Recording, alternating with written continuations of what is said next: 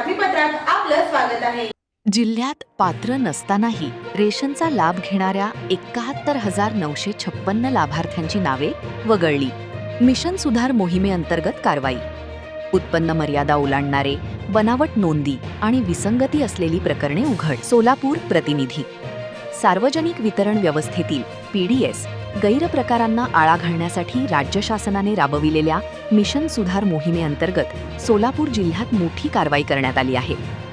पात्रता निकषांची पडताळणी केल्यानंतर 71,956 लाभार्थ्यांची नावे रेशन योजनेतून वगळण्यात आली आहेत। या मोहिमेमुळे अपात्र लाभार्थ्यांवर कारवाई होऊन खऱ्या गरजू नागरिकांपर्यंत शासकीय धान्याचा लाभ पोहोचविण्याचा मार्ग मोकळा झाला आहे।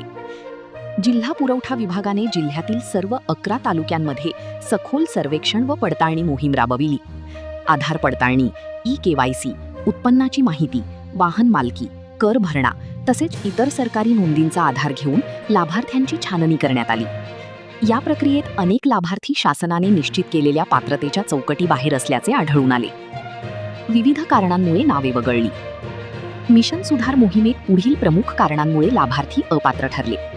उत्पन्न मर्यादा ओलांडणारे 47,392, दीर्घकाळ धान्य न उचलणारी 13,126, बोगस लाभार्थी 5,044, आधार रेकॉर्डमध्ये त्रुटी 3,850, कंपनी संचालक असलेले 3,077, वार्षिक मोठी उलाढाल असणारी 2,885, 100 वर्षांपेक्षा अधिक वय दाखविलेले लाभार्थी 1,096, चारचाकी वाहन मालकी असलेली 473, टपाल व माहितीतील विसंगती आढळलेली प्रकरणे काही शेकडो।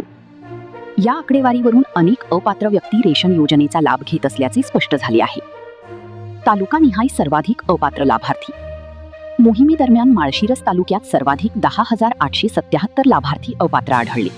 त्यापाठोपाठ बार्शी, पंढरपूर, अक्कलकोट, सांगोला आणि दक्षिण सोलापूर तालुक्यांमध्येही मोठ्या प्रमाणावर नावे वगळण्यात आली।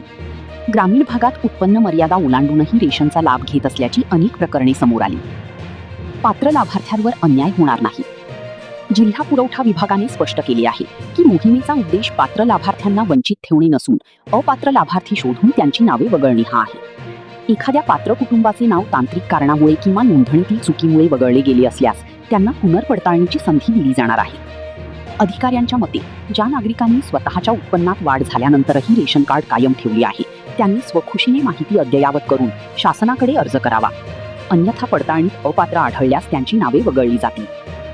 पारदर्शक वितरण व्यवस्थेकडे वाटचाल। रेशन व्यवस्थेत पारदर्शकता आणण्यासाठी शासनाने आधार लिंकिंग, KYC आणि डिजिटल पडताळणीवर भर दिला आहे। मिशन सुधार मोहिमेमुळे अपात्र लाभार्थ्यांची संख्या कमी होऊन शासनाचा अन्नधान्य साठा खऱ्या गरजू कुटुंबांपर्यंत पोहोचण्यास मदत होणार आहे। तसेच सार्वजनिक वितरण व्यवस्थेवरील नागरिकांचा विश्वास अधिक दृढ होण्याची अपेक्षा व्यक्त केली जात आहे।